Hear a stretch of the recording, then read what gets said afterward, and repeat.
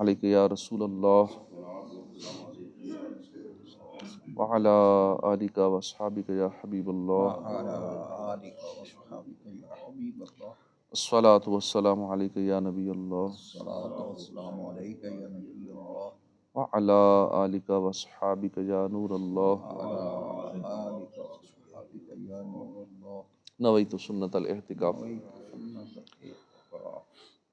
فرمان مصطفیٰ صلی اللہ علیہ وآلہ وسلم، کثرت الذکر والصلاۃ علی تنفی الفقر، اللہ پاک کا کثرت سے ذکر کرنا اور مجھ پر درود شریف پڑھنا غربت کو دور کر دیتا ہے۔ صلو علی الحبیب صلی اللہ تعالی علی محمد صلی اللہ علیہ وآلہ وسلم۔ 30واں پارہ سورہ النازعات کی آیت نمبر 27 سے 46 تک یہ سورت آج مکمل ہو جائے گی۔ اعوذ باللہ من الشیطان الرجیم، بسم اللہ الرحمن الرحیم۔ اانتم اشد خلقا ام السماء بناها رفع سمكها فسواها وأغطش ليلها وأخرج ضحاها والأرض بعد ذلك دحاها أخرج منها ماءها ومرعاها والجبال أرصاها متاعا لكم ولأنعامكم فإذا جاءت الطامة الكبرى يوم يتذكر الإنسان ما سعى وبرزت الجحيم لمن يرى فأما من طغى وآثر الحياة الدنيا فإن الجحيم هي المأوى وأما من خاف مقام ربه ونهى النفس عن الهوى فإن الجنة هي المأوى يسألونك عن الساعة أيان مرساها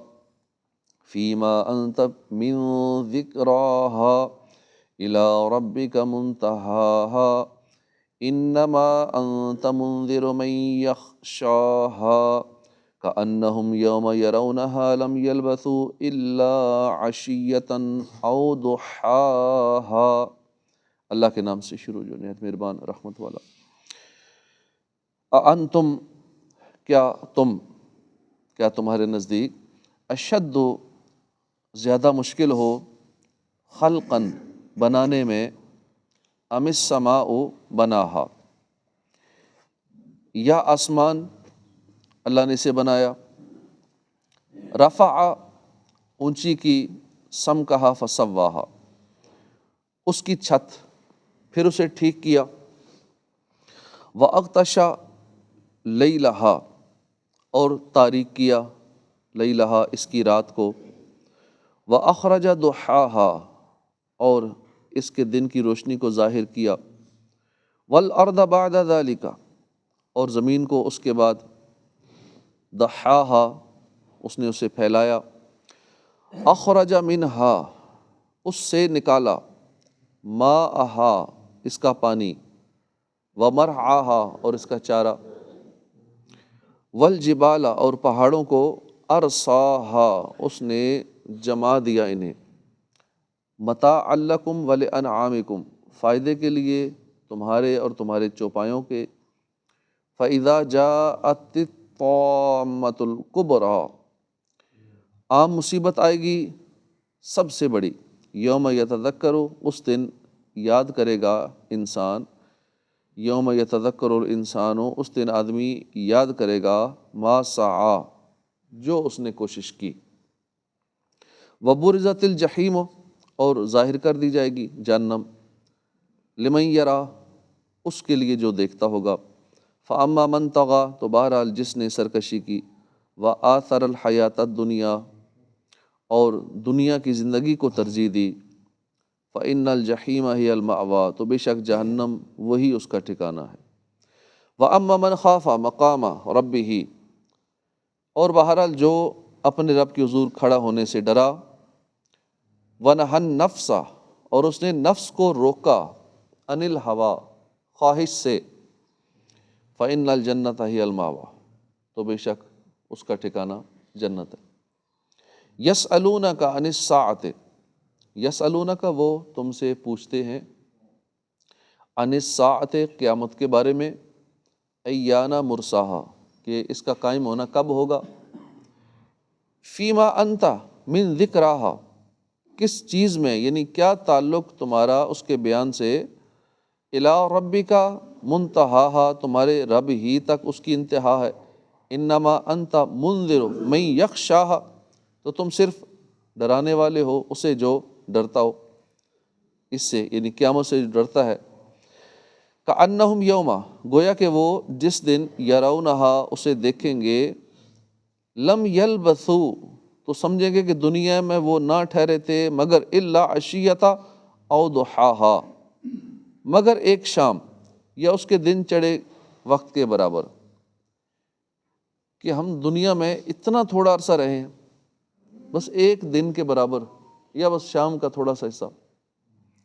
تو یہ 60 70 سال 80 سال 100 سال کی زندگی بس اتنی سی لگے گی کہ ہم صرف ایک دن دنیا میں رہیں، کیونکہ اصل تو آخرت کی زندگی ہے، نہ ختم ہونے والی، اور یہ تھوڑی سی ایک تو ختم ہو جائے گی، زیادہ بھی ہوتی نا، 1000 سال 5000 سال زندگی ہوتی تو بھی تو ختم ہو جانی تھی، ہے ہی تھوڑی سی۔ ترجمہ کنز العرفان، کیا تمہاری سمجھ کے مطابق تمہارا بنانا مشکل ہے یا آسمان کا بنانا مشکل ہے؟ اسے اللہ نے بنایا۔ اللہ تعالیٰ نے مرنے کے بعد دوبارہ زندہ کیے جانے کا انکار کرنے والوں سے فرمایا کہ کیا تمہاری سمجھ کے مطابق تمہارے مرنے کے بعد اللہ تعالیٰ کے لیے تمہیں دوبارہ بنانا مشکل ہے یا آسمان کو بنانا؟ اس کے جواب میں تم یہی کہو گے کہ آسمان جیسی بڑی اور مضبوط چیز پیدا کرنے کے مقابلے میں انسان کو پیدا کرنا زیادہ آسان ہے، کیونکہ وہ آسمان سے بہت چھوٹا ہے اور بہت کمزور ہے۔ تو جب تمہاری سمجھ کے مطابق تمہیں مرنے کے بعد دوبارہ زندہ کرنا اللہ تعالیٰ پر زیادہ آسان ہے، تو پھر تم انکار کیوں کرتے ہو؟ حالانکہ تم جانتے ہو کہ زمین و آسمان کو اللہ تعالیٰ نے ہی پیدا کیا ہے، اور اس کا تم انکار بھی نہیں کرتے۔ رفع سمکہا فسواہا، اس کی چھت اونچی کی پھر اسے ٹھیک کیا، اور اس کی رات کو تاریک کیا اور اس کے نور کو ظاہر کیا، اور اس کے بعد زمین پھیلائی، اس میں اس کا پانی اور اس کا چارہ نکالا، پہاڑوں کو جمایا، تمہارے اور تمہارے چوپایوں کے لیے، فائدے کے لیے یہ سارا کچھ کیا۔ رفع سمکہا، اس کی چھت اونچی کی۔ اس آیت اور اس کے بعد والی 5 آیات میں آسمان اور زمین کی تخلیق کی کیفیت بیان کرتے ہوئے ارشاد فرمایا کہ اللہ تعالیٰ نے آسمان کو بنایا اور بغیر ستون کے بنایا، بغیر پلرز کے آسمان کو بنایا، اور اس کی چھت اونچی کی، پھر اسے ایسا ٹھیک کیا کہ اس میں کوئی خلل نہیں ہے، اور اس کی رات کو تاریک کیا، سورج کے نور کو ظاہر فرما کر اس کی روشنی چمکائی۔ اس کے بعد زمین پھیلائی، جو پیدا تو آسمان سے پہلے فرمائی گئی تھی مگر پھیلائی نہ گئی تھی،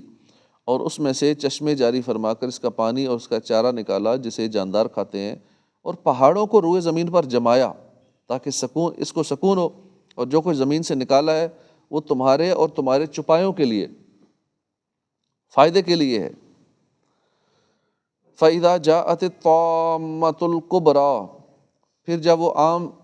سب سے بڑی مصیبت آئے گی، اس دن آدمی یاد کرے گا جو اس نے کوشش کی تھی، اور جہنم ہر دیکھنے والے کے لیے ظاہر کر دی جائے گی۔ تو بہرحال وہ جس نے سرکشی کی اور دنیا کی زندگی کو ترجیح دی، تو بے شک جہنم ہی اس کا ٹھکانہ ہے، اور رہا وہ جو اپنے رب کے حضور کھڑے ہونے سے ڈرا اور نفس کو خواہش سے روکا، تو بے شک جنت ہی اس کا ٹھکانہ ہے۔ یہاں سے مخلوق کا اخروی حال بیان کیا جا رہا ہے، چنانچہ اس آیت اور اس کے بعد والی 7 آیات کا خلاصہ یہ ہے کہ جب دوسری بار سور پھونکا جائے گا، سور میں پھونک ماری جائے گی، اس وقت مردے زندہ کر دیے جائیں گے، تو اس دن آدمی کو اپنے اعمال نامے دیکھ کر وہ تمام اچھے برے اعمال یاد آ جائیں گے جو اس نے دنیا میں کیے تھے، اور اس دن جہنم ظاہر کر دی جائے گی اور تمام مخلوق اسے دیکھے گی۔ تو وہ شخص جس نے سرکشی کی، نافرمانی میں حد سے گزرا اور کفر اختیار کیا، اور دنیا کی زندگی کو آخرت کی زندگی پر ترجیح دی، اور اپنی نفسانی خواہشات کا تابع ہوا، تو بے شک جہنم ہی اس شخص کا ٹھکانہ ہے جس سے اسے نکالا نہیں جائے گا۔ اور وہ جو اپنے رب کے حضور کھڑے ہونے سے ڈرا اور اس نے جانا کہ اسے قیامت کے دن اپنے رب کے حضور حساب کے لیے حاضر ہونا ہے، اور اس نے اپنے نفس کو حرام چیزوں کی خواہش سے روکا، تو بے شک جنت ہی اس کا ٹھکانہ۔ یسألونک، تم سے سوال کرتے ہیں، قیامت کے بارے میں پوچھتے ہیں کہ وہ کب کے لیے ٹھہری ہوئی ہے، تمہارا اس کے بیان سے کیا تعلق؟ تمہارے رب ہی تک اس کی انتہا ہے، تو تم فقط اسے ڈرانے والے ہو جو اس سے ڈرے۔ گویا جس دن وہ اسے دیکھیں گے تو سمجھیں گے کہ وہ صرف ایک شام یا ایک دن چڑھے کے وقت برابر ہی ٹھہرے تھے۔ اس آیت اور اس کے بعد والی 4 آیات کا خلاصہ یہ ہے کہ مشرکین قیامت اور اس کی ہولناکیوں کے بارے میں آنے والی خبریں سنتے تھے، تو انہوں نے مذاق کے طور پہ اللہ تعالیٰ کے حبیب سے کہا کہ قیامت کب آئے گی؟ اللہ نے ان کفار کے سوال کا جواب دیتے ہوئے فرمایا کہ اے پیارے حبیب صلی اللہ علیہ وسلم، مکے کے کافر آپ سے قیامت کے بارے میں پوچھتے ہیں کہ وہ کب آئے گی، کس وقت قائم ہوگی۔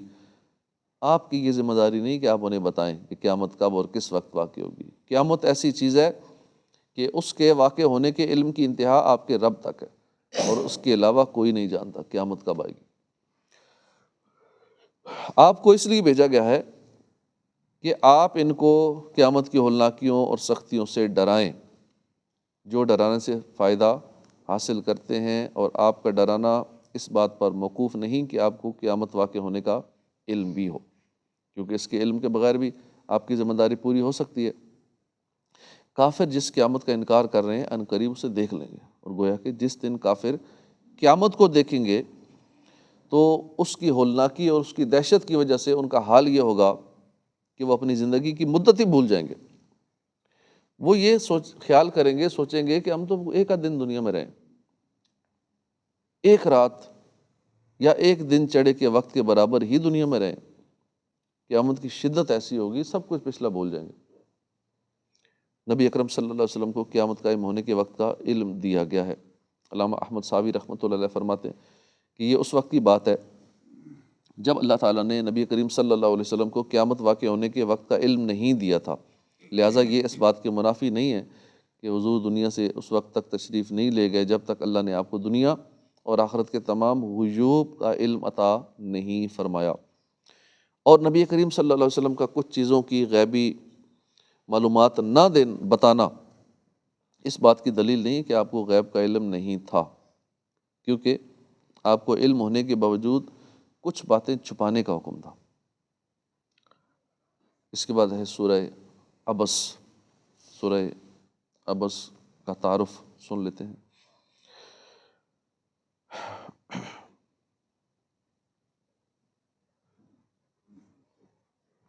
سورہ عبس مکہ مکرمہ میں نازل ہوئی، اس میں 1 رکوع ہے، 42 آیتیں ہیں۔ عبس کا معنی ہے تیوری چڑھانا، اور اس سورت کی پہلی آیت میں یہ لفظ موجود ہے، اس مناسبت سے اس کو سورہ عبس کہتے ہیں۔ اس سورت کا مرکزی مضمون یہ ہے کہ اس میں اللہ تعالیٰ کی وحدانیت، حضور پر نور صلی اللہ علیہ وسلم کی رسالت کے بارے میں بیان کیا گیا، اور اخلاقیات کی اعلیٰ تعلیم دی گئی ہے کہ لوگوں کے درمیان ان کے بنیادی حقوق میں مساوات رکھی جائے، اور اس صورت میں یہ مضامین بیان ہوئے۔ اس صورت کی ابتدائی آیات میں اللہ تعالیٰ نے اپنے حبیب صلی اللہ علیہ وآلہ وسلم کی عظمت و شان ظاہر فرمائی، اور ان کے ایک عاشق حضرت عبداللہ بن ام مکتوم کا واقعہ بیان فرمایا۔ یہ بتایا گیا کہ قرآن مجید کی آیات تمام مخلوق کے لیے نصیحت ہیں، اور جو چاہے ان سے نصیحت حاصل کرے اور جو چاہے ان سے اعراض کرے۔ نیز ان آیات کی عظمت و شان بیان کی گئی، اللہ تعالیٰ کی نعمتوں کی ناشکری کرنے پر کفار کی سرزنش کی گئی، اور اللہ کی وحدانیت اور قدرت کے دلائل بیان کیے گئے۔ اس صورت کے آخر میں قیامت کی دہشت ناک مناظر بیان فرمائے گئے۔ نیز نیک مسلمانوں کا ثواب، کافروں اور فاجروں کا عذاب بیان کیا گیا۔ سورہ عبس کی اپنے سے ماقبل سورہ نازعات کے ساتھ مناسبت یہ ہے کہ سورہ نازعات میں بتایا گیا کہ نبی کریم صلی اللہ علیہ وسلم کی ذمہ داری اللہ تعالیٰ کی نافرمانی کرنے پر اس کے عذاب سے ڈرانا ہے، اور اس صورت میں بتایا گیا کہ حضور کے ڈر سنانے سے کون لوگ نصیحت حاصل کرتے ہیں، ان کا اس میں ذکر ہوا۔ بسم اللہ الرحمن الرحیم۔ عبس وتولی ان جاءہ الاعمی وما یدریک لعلہ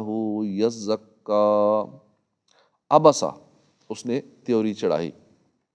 وتولا اور منہ پھیرا، اس بات پر کہ آیا جاءہ الاعمیٰ اس کے پاس ایک نابینا آیا،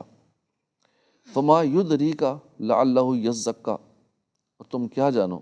شاید وہ یعنی وہ نابینا پاکیزہ ہو جائے، او یذکر یا وہ نصیحت حاصل کر لے، فتنفعہ الذکریٰ تو نصیحت اسے فائدہ دے، اما من استغنا بہرحال وہ شخص جو بے پرواہ ہوا،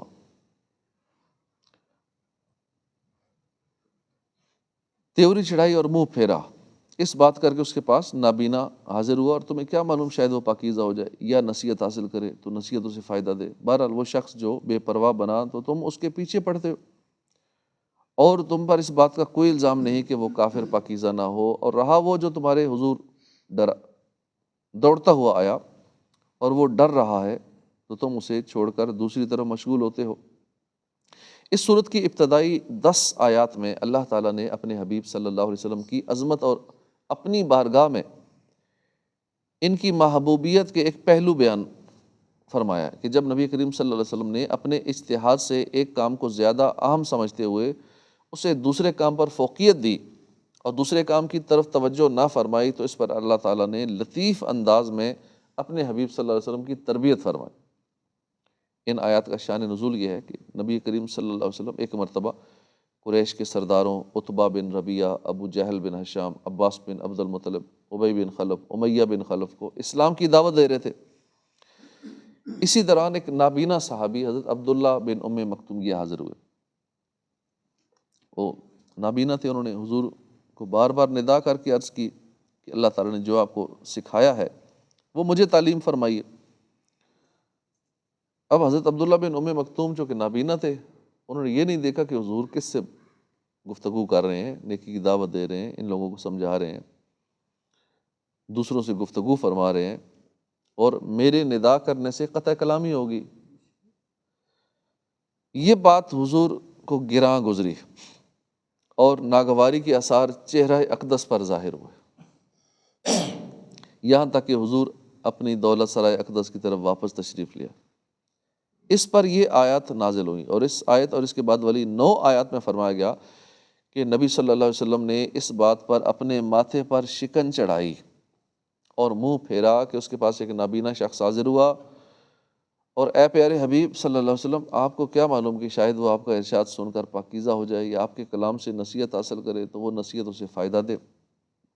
جبکہ دوسرا وہ شخص ہے جو اپنے مال کے تکبر میں مبتلا ہونے کی وجہ سے اللہ تعالیٰ سے اور ایمان لانے سے بے پرواہ ہوا تو آپ اس کے پیچھے پڑتے ہیں اور اس کے ایمان لانے کی امید میں اس پر کوشش کرتے ہیں تاکہ دین اسلام کی قوت میں اضافہ ہو اور ان کے پیچھے چلنے والے اور لوگ بھی ایمان لیں، حالانکہ آپ پر اس بات کا کوئی الزام نہیں ہے کہ وہ کافر ایمان لا کر ہدایت پا کر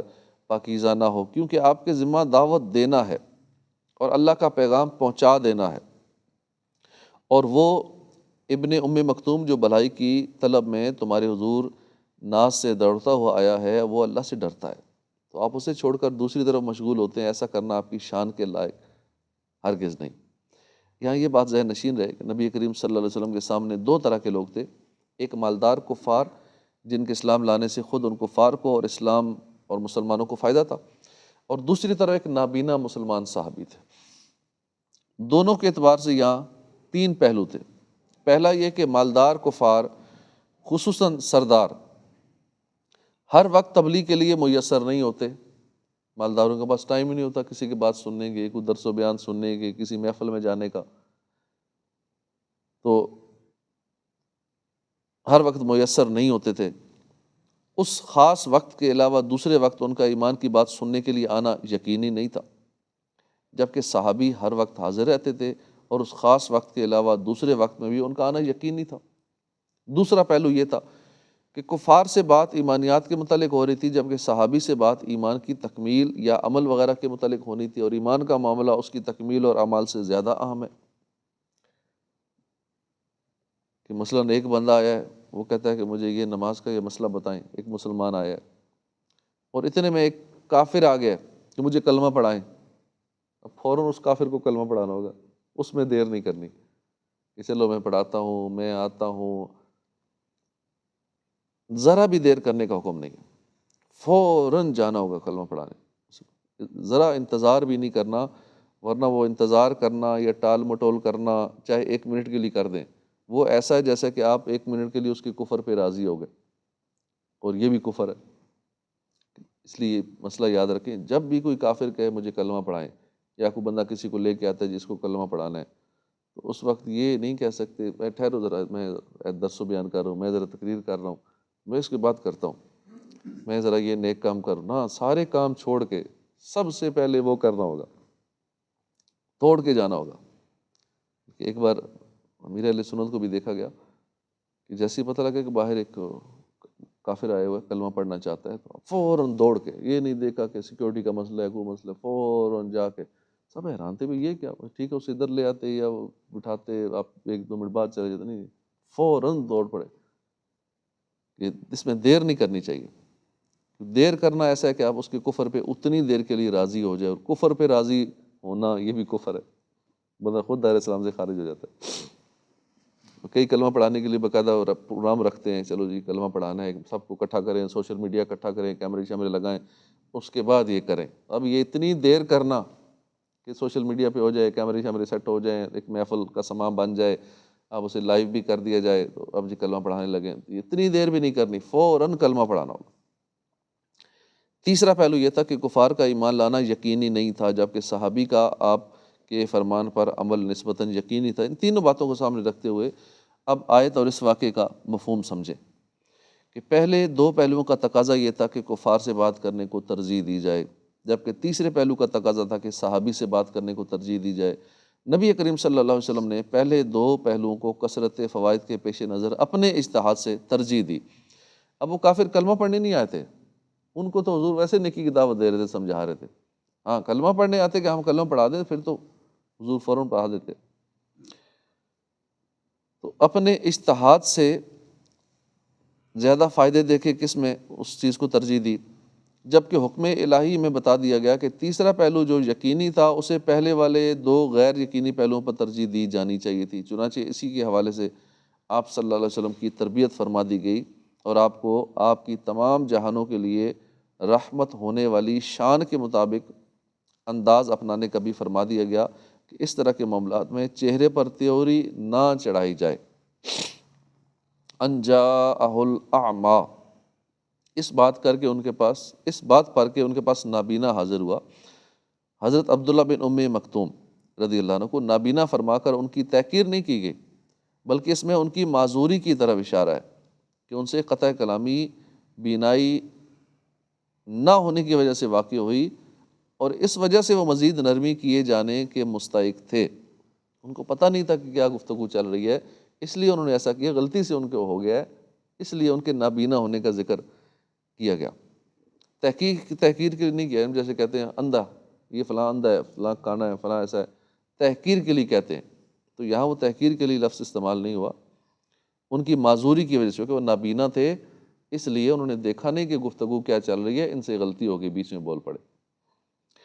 ان آیات کے نازل ہونے کے بعد تاجدار رسالت صلی اللہ علیہ وسلم حضرت عبداللہ بن ام مکتوم کی بہت عزت فرماتے تھے، کہ اللہ پاک نے ان کا ذکر قرآن میں کر دیا کہ جب صحابی آئے ان کا ذکر اللہ نے فرما دیا، اور حضور خود ان کی حاجتیں دریافت فرماتے۔ حضور نے غزوات کے دوران 2 مرتبہ حضرت عبداللہ بن ام مکتوم کو مدینے میں اپنا نائب بنایا، اور حضرت عبداللہ بن ام مکتوم جنگ قادسیہ میں شہید ہوئے۔ نابینا صحابی تھے، پھر بھی نمازوں کا ایسا جذبہ تھا کہ مسجد میں باجماعت نماز پڑھنے کے لیے جاتے تھے۔ صدق اللہ العظیم۔ صلو علی الحبیب صلی اللہ تعالی علی محمد صلی اللہ